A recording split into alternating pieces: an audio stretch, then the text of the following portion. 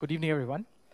Um, it's a privilege to be here today, and I'll talk to you a bit about women entrepreneurship and my personal journey.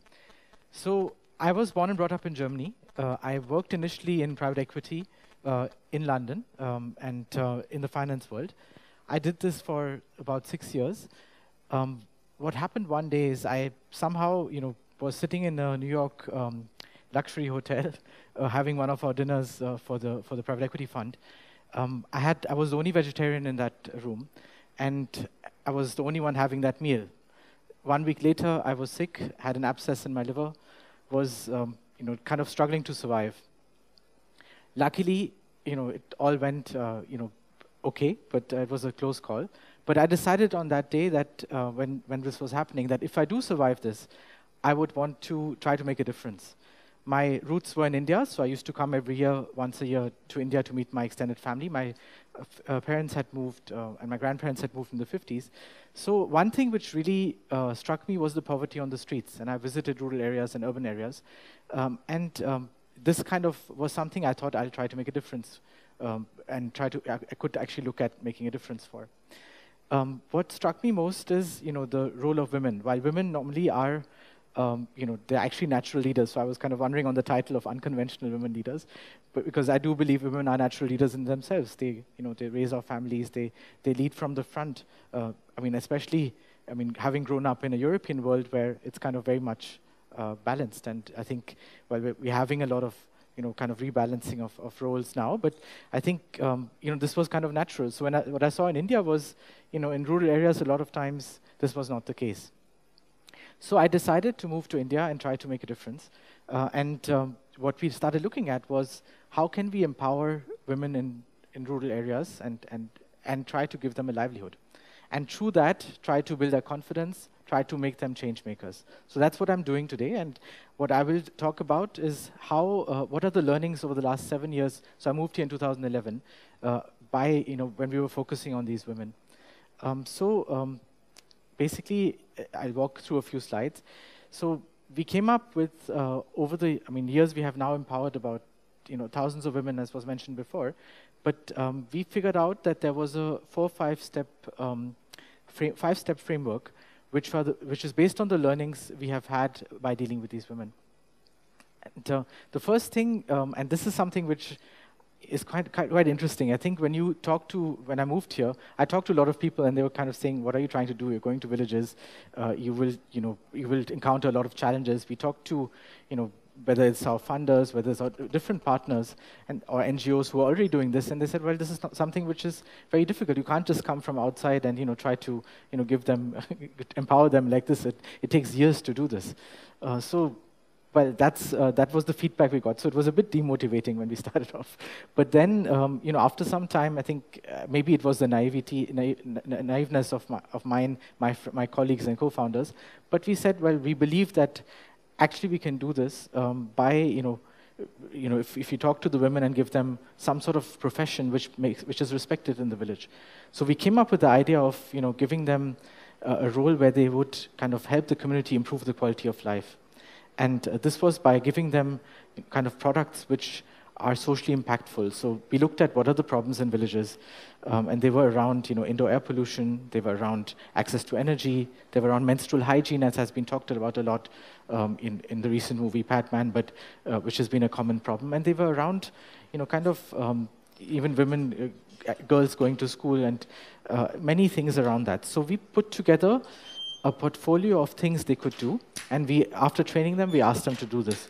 But in the first step, actually, we said, well, through this profession, we should be able to give them a respected role in society, and this should give them a platform. So that was the first step. So we said we believe ourselves that we can actually do this.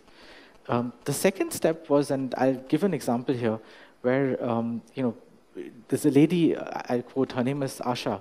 She's a recent widower, whose husband passed away recently. She's from Bombay. She was from a village in Satara, but lived in Bombay. And she moved back with 2 little girls.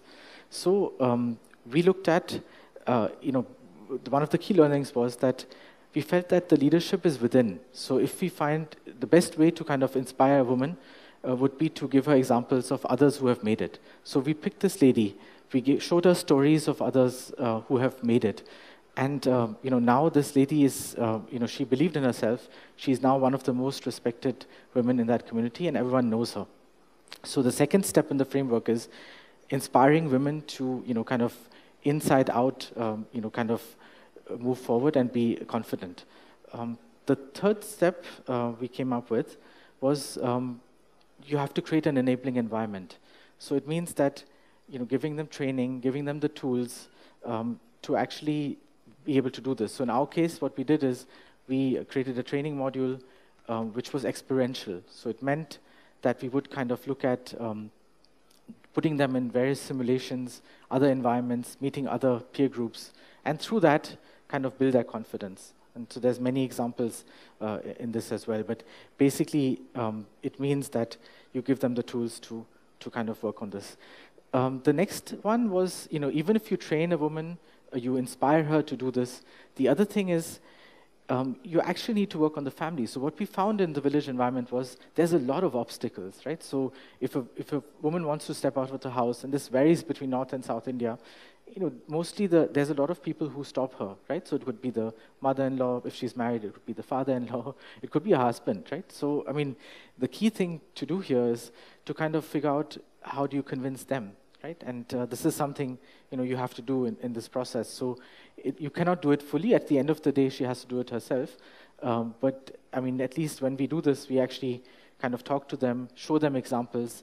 And one of the most amazing examples recently was I met one of our women entrepreneurs, and she said, her husband actually came to me and said, we used to be known by my name in the family. But after this experience, now people know me by my wife's name. So that's kind of, this was the big change we saw. And I think that was something which was respectful for the whole family.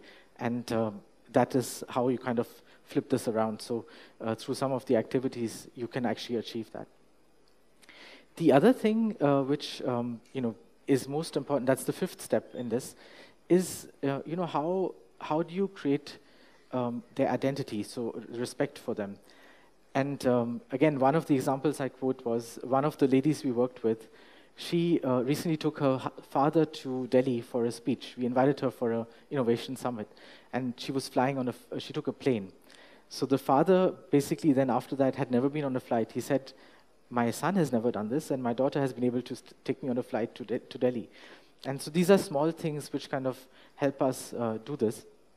And I think just to repeat, the 5 steps are, believe in yourself, and convince the stakeholders of the program to be able to do this. The second one is kind of to inspire women to, to be able to do this. So it's an inspiration that they, bring out and their own confidence and move forward.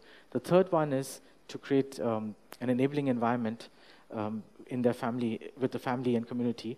The fourth one is to give them the tools. And the fifth one is to provide them an identity and recognize their efforts. So this is kind of what we have learned, and I wanted to share this. It's still the beginning of the journey. We have now reached about 13,000 entrepreneurs, about 10,000 of which are women.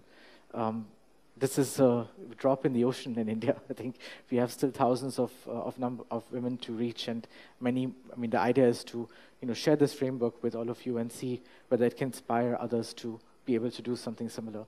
And the goal for us is to reach 100,000 women, and it's still a very, very long time to go, and for us to achieve this. But this is a start, and I want to talk to you about this framework and share this with you. Thank you very much. That was a quick tip.